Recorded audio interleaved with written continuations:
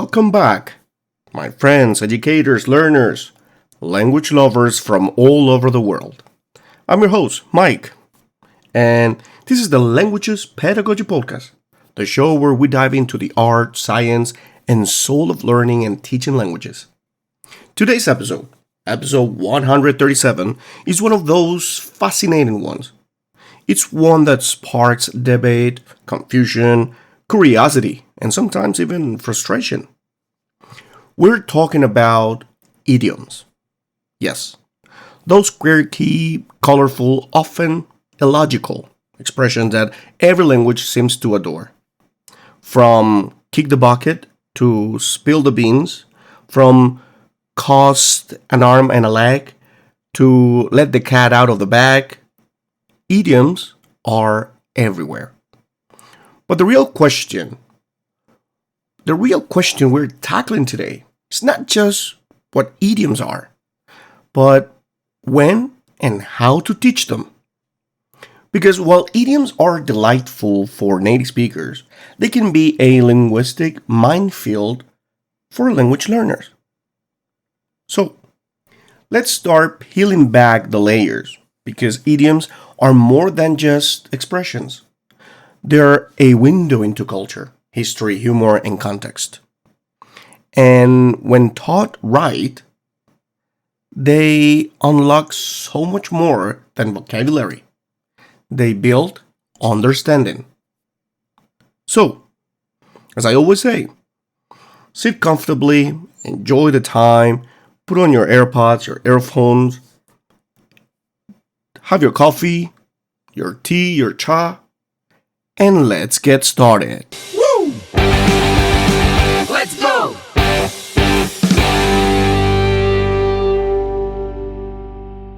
Let's begin with part 1 of this episode.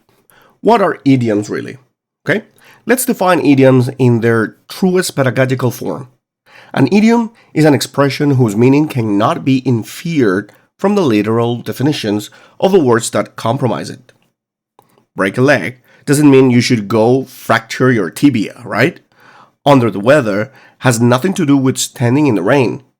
Bite the bullet doesn't involve dentistry or firearms. But every language has idioms, because idioms are shortcuts to share cultural knowledge. They're collocations with character, of course. They're frozen expressions, and here's the tricky part. Their meaning is often non-transparent and culturally bound. This means idioms are not just about language. They're about mindset, worldview, and sociolinguistic nuance. So let's continue with part 2. When to teach idioms. Timing is everything. So let's address the when. Should idioms be introduced at the beginner level? At intermediate? Advanced only? Well, here's my take. Idioms should be introduced thoughtfully and progressively, not as a flood, but as a stream. Let's go with the beginner level. Generally, avoid idioms. Focus on literal, concrete language. You're building foundations here. Don't forget that. Idioms can confuse learners who are still trying to figure out basic grammar and sentence construction indeed. But there's an exception. Super common idioms that are near literal or globally understood can be included. Let me give you an example. I'm hungry as a horse. It's raining cats and dogs. And see you later. Yes, see you later is idiomatic. For sure you all know. Let's move on to the intermediate level. Here's where the door opens. Start introducing idioms in context, for example. Not isolated list. Alright? Because this is an intermediate level. So not as memorize 10 idioms for a test. Don't do that. Let's make it naturally through conversations, dialogue, stories, and visual input. Now, moving on to the advanced level. This is where idioms shine, right? Use them to build cultural competence, deepen comprehension, and prepare for real-world speech. News, podcast, humor, sarcasm, film. The when is not just about level, it's also about readiness, motivation, and exposure. If a student watches Friends, for example, this sitcom, religiously, start unpacking those idioms. If they are prepping for the IELTS speaking test, focus on high frequency idioms that show natural expression. And now, part 3, how to teach idioms, right? Practical, creative, and contextual. Now, the juicy part, right? How do we teach idioms? Let me break this down into effective strategies. First one, teach in context, never in isolation. Idioms are functioning language, not just decorative. Always embed them in authentic, meaningful content. Instead of, here are 10 idioms with hen, do, let's read this short dialogue. Can you guess what get out of hand means? Right? You can use here different type of strategies or activities, like mini dialogues, role plays, comics, video clips, song lyrics. Youngsters love songs, so you can actually take advantage of it as well. Second one, use visuals and metaphors. Most idioms are metaphorical. Tap into this. Visual aids help anchor meaning. Illustrate, spill the beans, with a drawing of beans pouring from a bag. Show a cartoon for hit the nail on the head. Better yet, have students create the visual themselves. It aids retention and sparks creativity. Third, leverage pop culture, music, and film. Idioms are alive in movies, sitcoms, and lyrics, as I told you before. If you have a student who's pretty eager to watch Friends or any other sitcom, well, that's going to be amazing. Use it.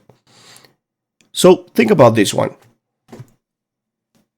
Shake It Off by Taylor Swift. Or Burning Bridges, idiom in both literal and metaphorical form. And before, like I told you, the clips from The Office or sitcoms where idioms are used sarcastically. This actually connects language to emotion, humor, and memory. Fourth, teach the register and usage. Not all idioms are appropriate in all contexts, right? So we have here, for instance, what's up, which is casual. Pass away versus kick the bucket, which is formal versus informal. Bite the dust, poetic but not informal. Make sure learners know what formality, tone, and when not to use them. All what this is. Otherwise, we're going to face a lot of issues here. Problem with understanding, problem with feeling bored because they don't know actually what we're talking about.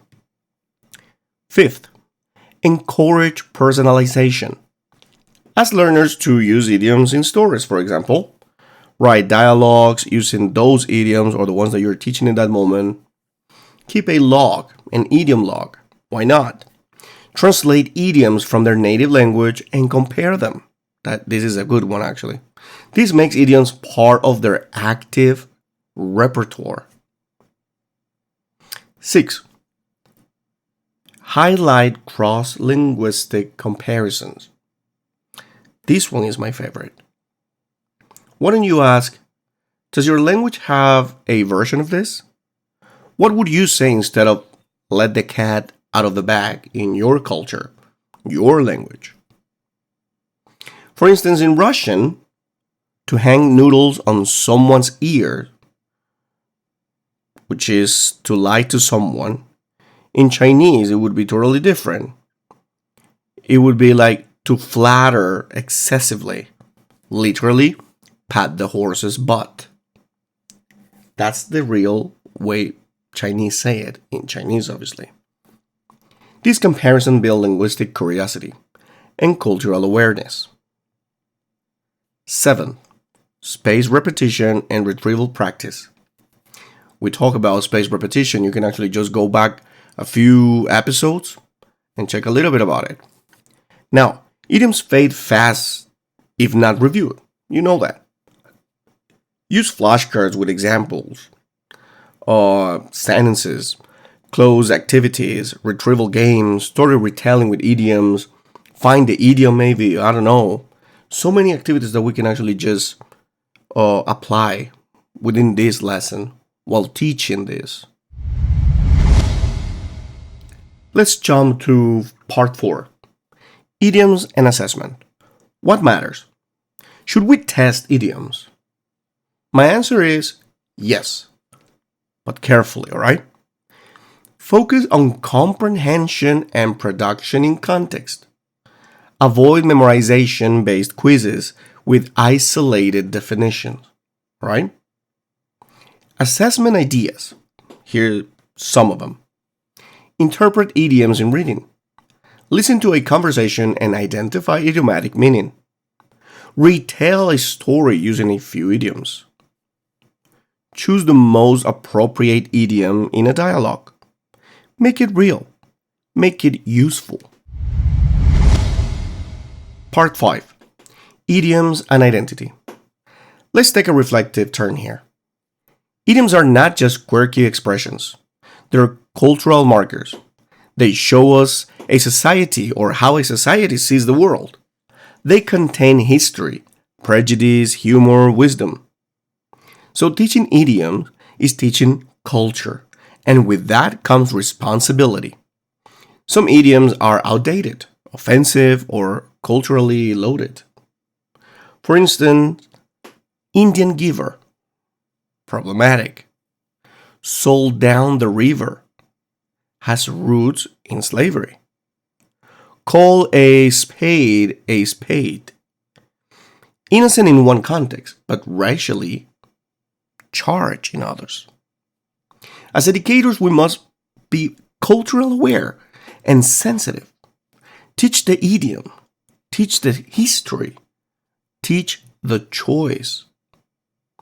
Let your students ask, should I use this? Is there a better alternative? Or do I really know what this means?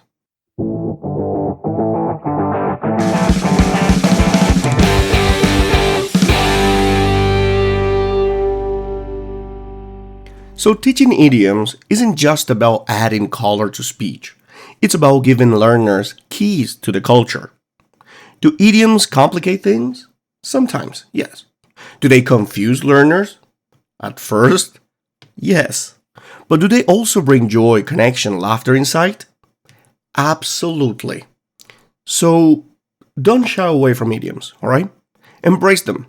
Teach them wisely, progressively, and creatively.